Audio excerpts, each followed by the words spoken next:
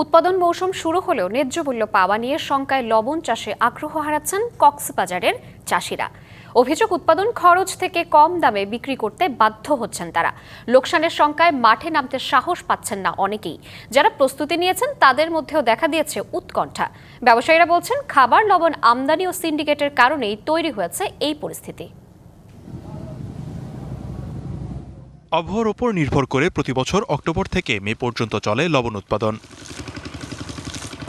গেল মৌসুমে ৬৯,১১১ একর জমিতে লবণ চাষের বিপরীতে লক্ষ্যমাত্রা ছিল ২৬,১০,০০০ মেট্রিক টন, কিন্তু বিরূপ আবহাওয়ায় লক্ষ্যমাত্রা থেকে ৩.৫ লাখ মেট্রিক টন কম উৎপাদন হয়।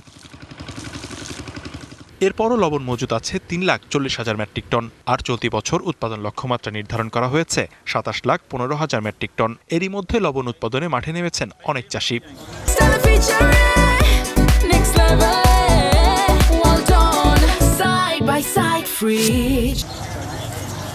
তবে তারা বলছেন, উৎপাদন খরচের তুলনায় কম দামে বিক্রি করতে হচ্ছে লবণ।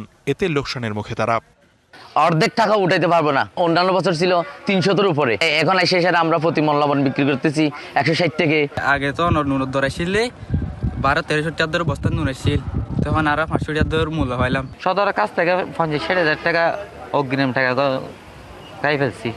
টাকা আমরা কিভাবে শোধ করবো? ব্যবসায়ীদের অভিযোগ, লবণ আমদানির পাশাপাশি সিন্ডিকেট বাণিজ্যের কারণেই ক্ষতির মুখে দেশের সম্ভাবনাময় এই শিল্প। বাইরের থেকে যে লবণ আমদানি করা হয় তা বন্ধ করে লবণের চাহিদা মিটাতে পারে এরকম লবণ আমরা উৎপাদন করতে পারি। চায়না থেকে কিছু সোডিয়াম সালফেট অবৈধভাবে আসতেছে, যদি সরকার ওইদিকে খেয়াল দেয় সোডিয়াম সালফেটটা যাতে না আসে। আগামী মৌসুমে যদি এই রকম পরিস্থিতি হয়ে থাকে তাহলে চাষিরা এই লবণ মাঠে গিয়ে আর চাষ করবে না। আধুনিক পদ্ধতিতে লবণ চাষ সহ ন্যায্য মূল্য নিশ্চিতে তৎপরতা অব্যাহত থাকার কথা জানালেন বিসিক কর্মকর্তা। যারাই নিয়মিত লবণ নিয়ে আসলে গবেষণা করছি যে কিভাবে আমাদের চাষ পদ্ধতিটা আরো উন্নত করা যায়। আমাদের চাষিদের জন্য কিছু প্রণোদনা বলতে আর্থিক সহায়তার ব্যবস্থা রয়েছে বিসিকের পক্ষ থেকেও। চাষি প্রতি ৫০,০০০ টাকা একদম স্বল্প সুদে ঋণের ব্যবস্থা রয়েছে।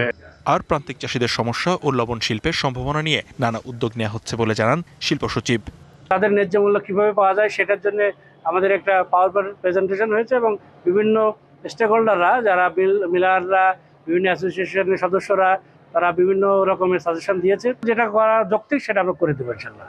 লবণ উৎপাদনের সাথে প্রত্যক্ষ ও পরোক্ষভাবে কক্সবাজারে নির্ভরশীল অন্তত ৫ লাখ মানুষ। ন্যায্য মূল্য নিশ্চিত না হলে সংকটে পড়ার শঙ্কায় তারা। DBC news desk.